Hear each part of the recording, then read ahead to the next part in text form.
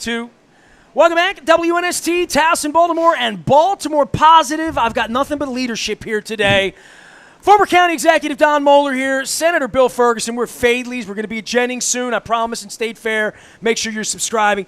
You know, this is going to be the education segment. It's segment 2, and I bet you don't know the genesis of Don Mohler and I. I don't. I was actually wondering. Nestor wears this story out. No, I wear it out because everyone brings a new audience, right? Right. They're going to be Bill Ferguson friends and Bill for Baltimore people and all that. I met Don in August of 1982. I was an incoming sophomore but first-year high school student at Dundalk High School. Before the young lad was born. I love saying that. I love, especially with the football players. But I had signed up for journalism, and they didn't put me in the class when I got my marching orders. My parents drove me down to Dundalk High School. First day guidance counselor. First day off of the civic social studies beat. Don Mohler, very young Don Mohler. Really? Very young. Very young. Very young. How old were you in August of 82? Come on, do the math. In 82, 32. There you go. Oh, I thought you were younger than that. All right, maybe I was wrong. Yeah. So that's how 32. this whole thing began. You can do the math, everybody. So he was my high school guidance counselor, and he told me I was going to be the next Chris Thomas, and here we are. Wow. So a teacher, Wow. another There you teacher. go. I want to let you guys totally nerd it out here That's in pretty segment cool. 2 on education, because, I mean, it is at the heart of both of you, and it's become really at my heart when I think of what I've accomplished in my life and how my father had flashcards when I was 2 and 3, and I read the newspaper when I was 4 and 5 years old because I love sports. The basis is education. That's where it all begins. I still have the.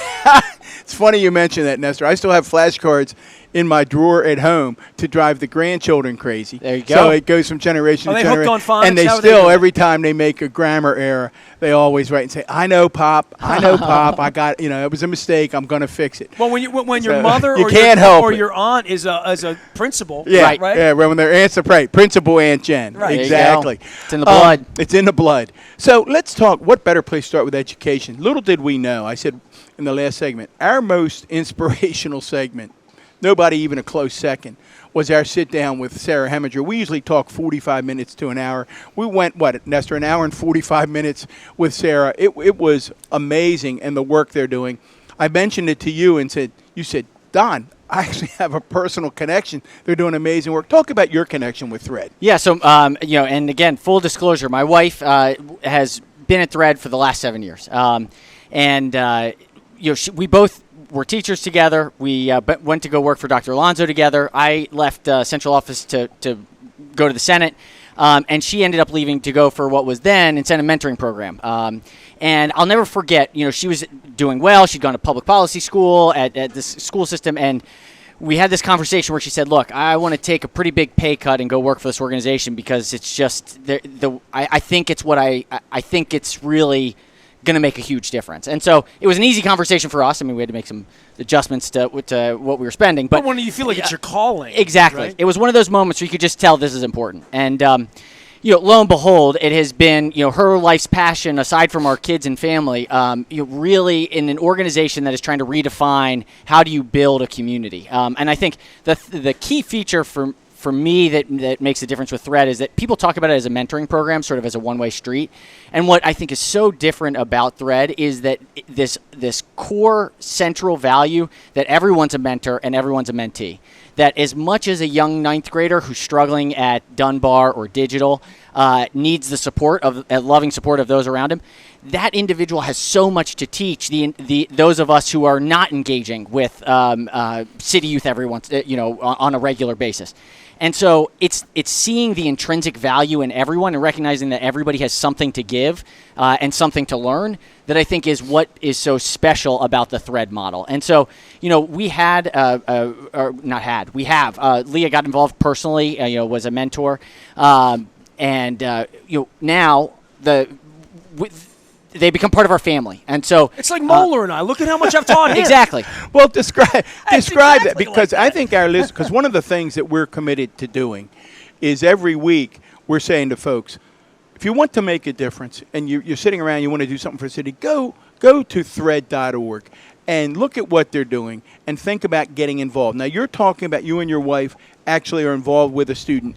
For those folks listening or watching, Describe that experience for us, because Nestor and I really are trying to get our heads around what that looks like and feels like. Yeah, and when we talked to Sarah, Right. it was extremely emotional once we started peeling Right. that back for her. Oh, yeah. And why she got involved and came from a completely different background than Right. you or me or Don. Yeah, I mean, I think, and Leah says it so much better than I ever could, because, I think it has been really personal for her. I mean, she, didn't come from a wealthy family growing up, and so there were a lot of common struggles that on appearance wouldn't see that way, or they would not. They don't immediately stem from when you talk to Leah, you wouldn't understand some of the challenges that she's faced. And I think what she learned through the process, and what I learned through her, is that she wasn't handling them well. And it was dealing with her mentee and really starting to realize that, oh my gosh, my mentee is teaching me how to handle my own problems better than I've ever known how to do. These kids have the internet these days. They Oh learn yeah. things. I mean, it's the emotional stuff. It's the resiliency. It's the ability to bounce back. That, like, these are skills that aren't taught in a book, right? You can't necessarily find it. You can write. I'm sure there's been and thousands all of of books these written. kids have it. Living where they're from. The skill set that's developed in sort of some of our communities where there's high levels of trauma, I mean, it is unbelievable. I mean, there are just unbelievably skilled and talented individuals across the city of Baltimore, but not just Baltimore. And I think recognizing that those skills exist, it creates a personal relationship where once you truly in your heart believe that somebody is valuable to you, that it has intrinsic value, it changes the nature of every conversation. And I think, people know it with kids. If you have kids, all of a sudden your relationships, your worldview starts to change. I think that's what Thread is doing about different communities of difference. People that sort of don't think they have anything common amongst one another now, are realizing, like, we all want fundamentally the same thing, and we've got to find a way to kind of build each other to get there. Well, you're reinforcing. It's interesting when you talk about Thread and its impact on your family. You're reinforcing the sentence out of David Brooks's column that he wrote in the New York Times about Thread, where he said when he got in and did a deep dive, he couldn't tell who was giving and who was receiving. And you're saying, Don, Nestor, that's so true. Sarah will always tell the story of one of their I mean, she may have already told it, but that one of their big donors who was feeling pretty absent, was an empty nester, was kind of feeling a little bit sort of lonely, and Sarah was having this conversation, and she had given financially to Thread, but as they were talking, Sarah started asking her, well, what do you miss? And she was like, well, I used to always make lunches in the morning for my kids, and now they're in college, and I just feel kind of lonely. A great story. And she did not tell this story. She didn't tell this? No, that's a great story. The beauty of Thread is that Thread finds, how do you find the right way for people to enter? Well, lo and behold, Sarah was like, well, we got kids, and they need lunches, so if you're interested, we could probably match you. Sounds like Sarah, right? So, yeah. Lo and behold, we can solve a problem. She's making 20 lunches every morning and sending them over to kids that needed lunches, and she's writing little notes in it and stuff. You know what? I'm from Dundalk. There's, there's people that can take manure and turn it into mulch. Well, you know what I mean? Whatever it is, and there's something to grow out of it. And that's Senator, when you tell that story, I'm smiling, and we all have relationships with our parents that are touching. I'm thinking right now about my mother looking down and smiling. Had my mom, when she retired from being a nurse, had heard that she story, could have made peanut butter and jelly. She would have been at the Giant right now with the shopping cart, and she'd have said, Sarah, I want to make 20 lunches every day. So I think the number of people out there that can contribute and make a difference, that's what excites us. So again, if you're listening, watching, go to thread.org, learn a little more. All right, here we go. Reset. Senator Bill Ferguson here. Let's go. All right. Reset. Here we go. No stronger advocate for the Kirwan Commission. We're going to try in the next 10 or 15 minutes to do a deep dive as we record this. And I always want to start this with, they don't know. I'm going to say, right, exactly. Like literally, that's where I want to go. 75% of them don't. And now it comes to me every day. Maybe it's because it's on my timeline and people know where I am on the issue and who I'm surrounding myself. But we talk about the most fundamental thing. We talk about crime, that's education-based. We talk about poverty, education-based. We talk about jobs, that's education. Everything comes back to education. Yeah. And here's the one chance we have, and we have a governor that every day is clearly pushing against it, and people like us are saying why. So let's start. Let's really try to do this in a thoughtful way, and I hope that's what this format allows us to do. So we know in a recent poll, about 3/4 of the people in Maryland say, I'm willing to pay more for public education. At the same time, And we always have to remember 3/4. But at the same time, 3/4 of the people in the latest, when I call it the gold standard of polls, what Malaya Cromer does out there at Goucher, 3/4 of the people have never heard of Kirwan. So let's do the For Dummies version. Tell folks what Kirwan is, what the recommendations are that passed the General Assembly, and what you met on this week to try to talk about funding, and then we'll talk about the governor's reaction. So I think if we can educate people in the next 10 minutes or so, it will be helpful. Yeah, so let's start from basics, right? In Maryland, we are one of the few states that has in our state constitution a guarantee that every child should have access to what is called thorough and efficient education. It is a constitutional right in the state of Maryland. So, full stop, that is a constitutional right that we have bestowed on every child in the state of Maryland. There's nothing more important for any public official in Maryland to uphold that constitutional right that we have bestowed. What we also know to be true is that we are failing at that constitutional right. We are absolutely failing. Have we improved? Yes. Have we made some achievements here and there? No doubt. Do we have great schools in certain locations? Yes, we have some of the nation's leading schools. Unfortunately, it's not universally acceptable. And what the Constitution says is that every child has access to a thorough and efficient, or what I would say, world-class education. There aren't good schools and bad schools. There are schools that you can get a world-class education. Exactly. And that should be our basic threshold statement.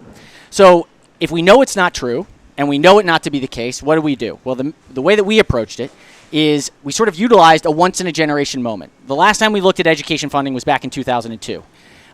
We said back in 2002, we're going to... For people who don't know, that's to fill in our audience, and that's when we passed the Thornton Bridge to funding Excellence. formula. That's when you graduated. Right. That's my son graduated 02. You were 01, I guess, or like in that range, right? Yep. Okay, so 2002, we've got Thornton. Take us from That's there. the last time we did this. And so what that really resulted because of a lawsuit that Baltimore City students had filed against the state, students and families, that had said, look, we are not getting our fair share from the state for the quality of education that we're receiving. The federal lawsuit was brought. It moved forward. The state lost. The legislature responded then by saying, okay, we're going to make a more wealth-equalized formula. So in 2002, we passed that. From 2002 to 2007, we did a pretty phenomenal job kind of getting and hitting those targets. And what we saw were dropouts rate decreasing, high school graduation dropouts decreasing, high school graduation rates increasing. We saw more equitable growth happening. And then we hit the Great Recession. And so for lots of unfortunate reasons, those commitments that we had made sort of had to be backpulled. And so that started us on this track of really kind of level funding education. And I don't want to lose, I hate to interrupt, but I don't want to lose the one point you made, because some of the opponents of Kirwan will say, well, Thornton didn't work. Right. And you're saying, baloney. That is just not the case, right? I mean, is money everything? No. Does money matter? Yes. No question. And I think any person out there, a business leader, anything, if you need to improve something, you have to do the research and development and invest to make it better. And that is just, there is no industry where you can just say, it's better, right? It takes time and energy and investment and strategy and accountability. And the willingness to change. You have to adapt. You have to. So this is the adaptation. Right. It's been 20 years, right? Now, here's the thing, though. We were just talking about funding, right? That's all we were talking about. Computers 20 years ago. When I'm thinking about how the kids world has would dramatically learn changed, differently, right? We're not competing right now against Delaware and Virginia or Pennsylvania. We are competing. Kids right now are competing against Singapore, China, Germany, Hong Kong, India, Canada. I mean, and what we also know is that they're cleaning our clock. If you look at international standards, so Maryland right now as a state, 3rd graders, 8th graders, look at their standards. We are about 23rd in reading and 28th in math. You take that, and then you look at the United States as a whole against other economically developed countries, we're about 29, 30. So that means Maryland, the richest state and the richest country in the world, is in the middle of the pack in the United States, which is at the middle to the bottom of the pack globally right now. So as we've been standing still, other countries have been saying, shoot, look at this economy. We have got to make some changes, and if we don't give real opportunity to young people to be able to maximize those skills, we are going to shoot behind. So what's happened? They've been strategic, and they've made, actually, in fact, they've taken a lot of ideas that have come out of American universities, research about education, and they've actually applied it with fidelity, whereas we just sort of took the studies and they ended up on a shelf. It's amazing to me how we talk about how we love our children, and then when it comes time, I think to pay up. At the end of the day, if we truly believed that every child had the ability to succeed, it wouldn't be where we are today. And I think that's the fundamental crux. Do we truly believe that every child deserves opportunity to maximize his or her potential? I do. I think you all do. I think that is the fundamental question. Because if we believe that, we cannot afford to continue on the path that we're on. We are letting generation after generation fail that has ripple impacts on the economy, on healthcare, on crime, you name it. There is nothing more important for us to figure out than this question of where are we going as a state and how does public education inform that progress? Well, as David Hornbeck described for us from Strong Schools, Maryland, you know David well, when he was on, he said, this is a once-in-a-generation moment. If we miss this, we're setting It'll be Maryland, another 20 years. We're setting Maryland back for a whole generation. So having said that, knowing that folks listening and watching don't know anything about Kirwan, walk us through what is Kirwan. Yeah. Tell us what it is. So essentially, they did this. A commission came together, chaired by Britt Kirwan, the former chancellor of the University of Maryland system, sort of an elder statesman who has built such credibility and gravitas in the state because of his ability to take the University of Maryland College Park and take it to become a world-class institution. So I've seen that on the commercials. Yeah, it happens. Yeah, there you go. I watch the basketball games. Right, there you go. Hey, there you go.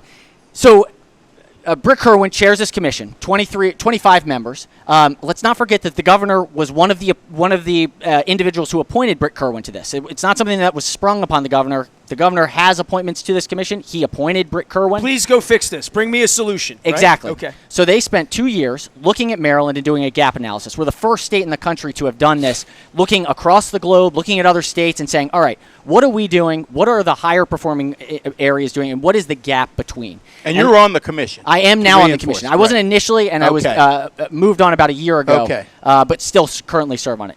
So there were 5 core ideas, and they're not rocket science. They're going to sound pretty basic, but sometimes the best change comes back to basics. Well, we are educating children, right? Precisely. Basics where alignment, assignment, technique. Let's go. Walk Number us through one, the 5 ideas. You've got to invest in kids and families before they enter school so that the kids and the families are ready for their children to be successful when they're in school. What does that look like? Early childhood education. It looks like high-quality options so that families can put their 3-year-olds and 4-year-olds into a high-quality setting where they can learn how to learn. They can develop the skills. It's not about testing and grinding. It's about how do you learn with other kids? How do you interact? How do you develop those executive functions to be successful in life? Want to build a nice society, have kids that socialize. That's it.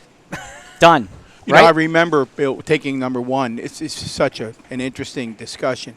I remember when I was an area superintendent in the northeast area of Baltimore County. One day I was in Martin Boulevard Elementary School, and they had a pre-K program there. An assistant principal spent almost the whole time I was there, I was watching, really walking a 3-year-old or 4-year-old, I can't remember at the time, through the hallways. And I can remember saying to the principal, talk to me about what that is. And she said, Don, that's a really important thing because that particular child came from a background where there really were tremendous problems in the home and there were no boundaries.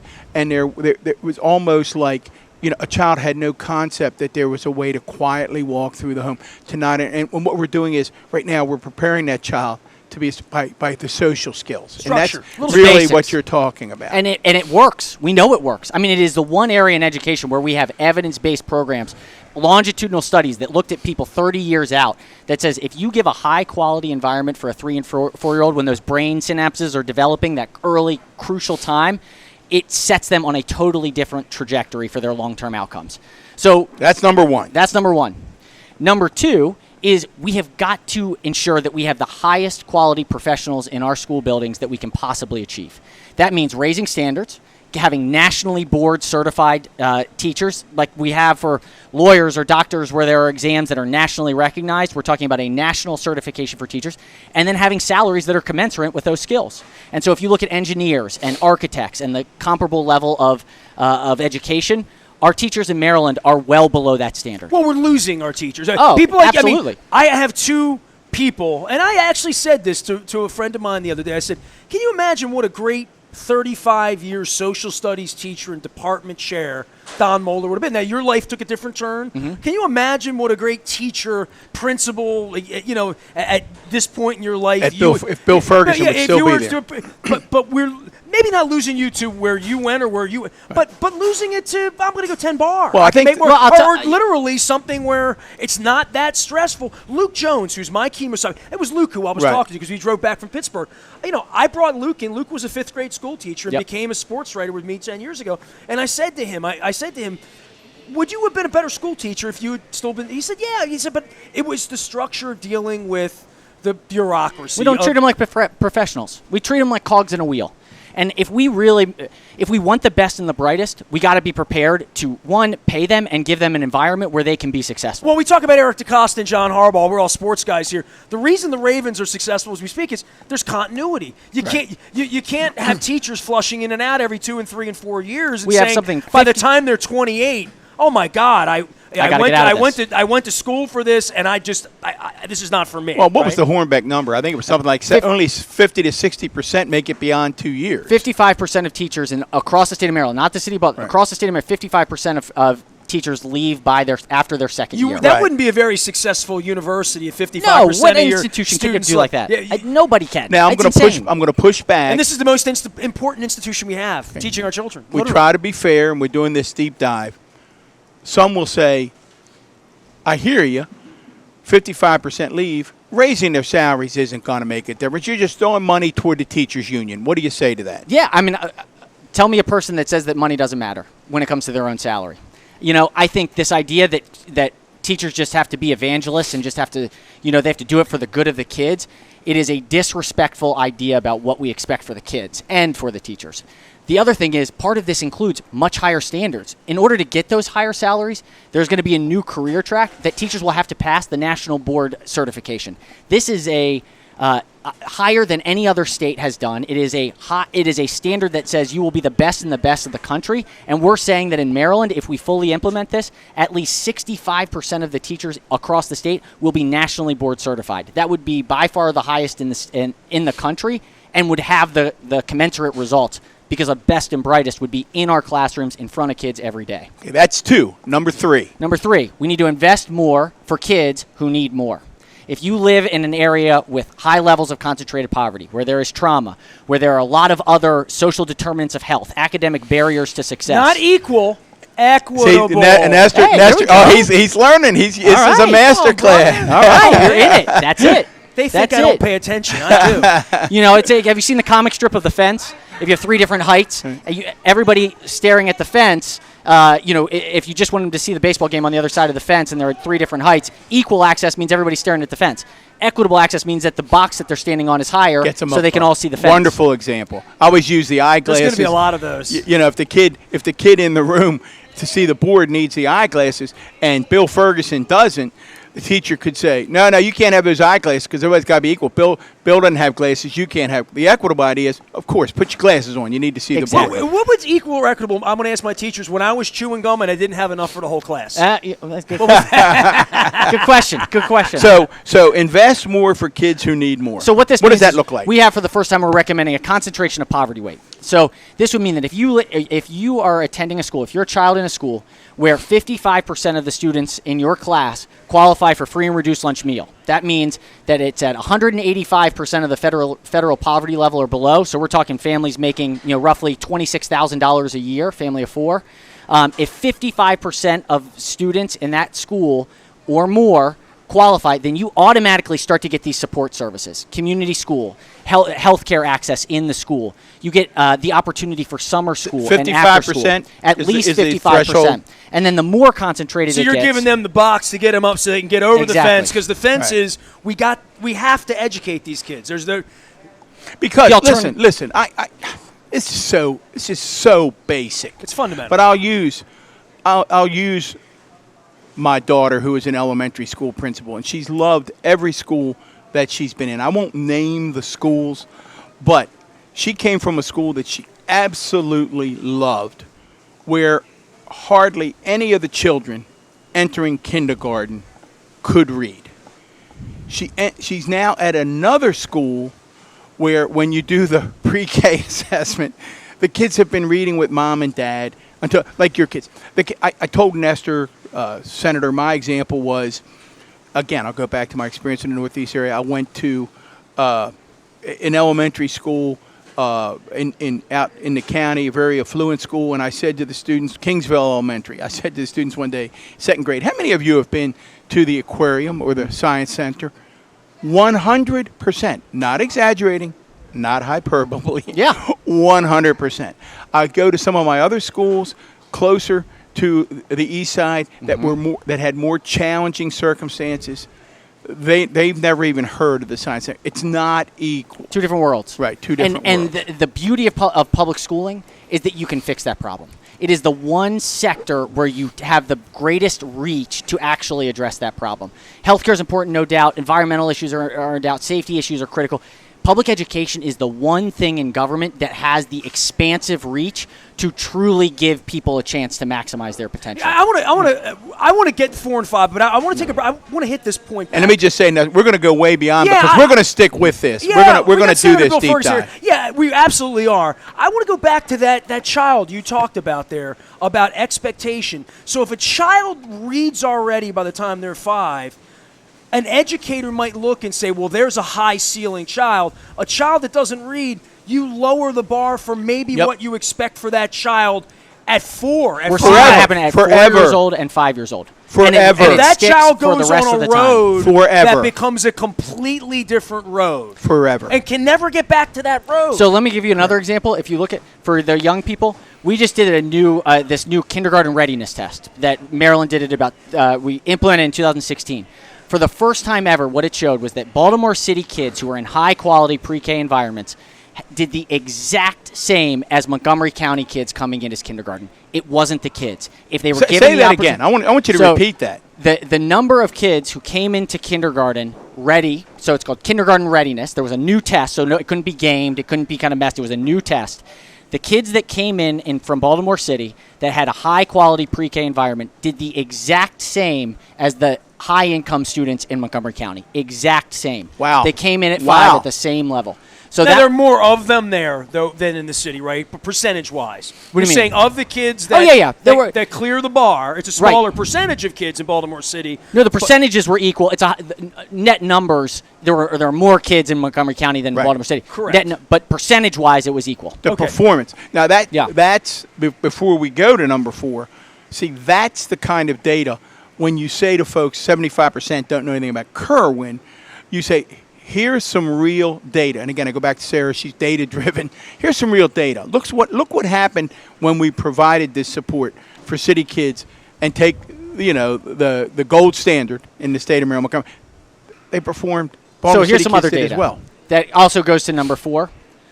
Right now today in Maryland, what we know is that less than 40% of our high school graduates are graduating college and career ready. What does that mean? It means that they can pass a test that is 10th grade reading and Algebra 1. Less than 40% of Maryland high school graduates today are meeting that standard. The other fact that is also true is that if you look at actual Maryland graduates from 2008 and 2010 graduating classes, only about 1 out of every 4 of them has achieved either a college degree, an AA degree, or an industry credential. Only 1 out of every 4. Jobs that are being created today in the state of Maryland, roughly 65 to 70% of those jobs require an industry credential, an AA or BA, in order to even apply. Only 1 out of 4 of our high school graduates are achieving that 8 years after they graduate from Maryland colleges. Yeah, I got the picture of that in my brain. That's not good. You start fast forwarding that 10 years out, where 1 out of 4 and 2 out of 3 jobs required, only 1 out of 4 get it. That is not just an education problem. That's an economic development problem. That's a criminal justice problem. That is a healthcare problem. That is what we are facing right now. That is a crisis. It's a slow-burning crisis that we will only experience when it's upon us. These trends are starting to light the fuse to say, we're not doing well. Things have got to change. So what's number 4? So number 4 is, how do we ensure that more kids have the credentials that they need to be successful in life? And I'll say this is a really, really critical one. You poll across the state, everyone sort of knows that high school experience, the high school degree, you used to get a high school diploma, and you could get a job down at GM, a job at the plant where you could raise a family. You'd have a union job. You'd be able to... My family, where I'm from. Yes. Yeah. Today, what does a high school diploma get you? maybe into the military, maybe, if you can even pass the assessment after that. Beyond that, you're stuck. You're stuck. The economy's gotten more sophisticated. It's gotten more intense. It's gotten more global. We have got to increase the skill level of people coming out of high school so that they're ready for careers. Some careers require college. Some careers don't.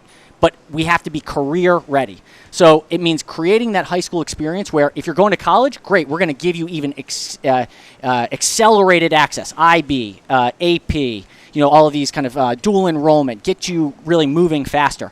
If you're not going to go to college, or if you aren't sure, but you want to get into a trade or another industry like healthcare or cybersecurity, a lot of these incredible professions don't require a 4-year college degree to make $70,000, $80,000 as a first year on the job if you have the skill set to be in that, but you need that industry recognized credential. So we want to restructure high school so that you have these pathways for success, and that at least 85% of kids that graduate have their diploma, but also more importantly have advanced credits, may even come out with an AA degree or come out with an industry recognized credential. Well, it's amazing, and then we'll get to number 5.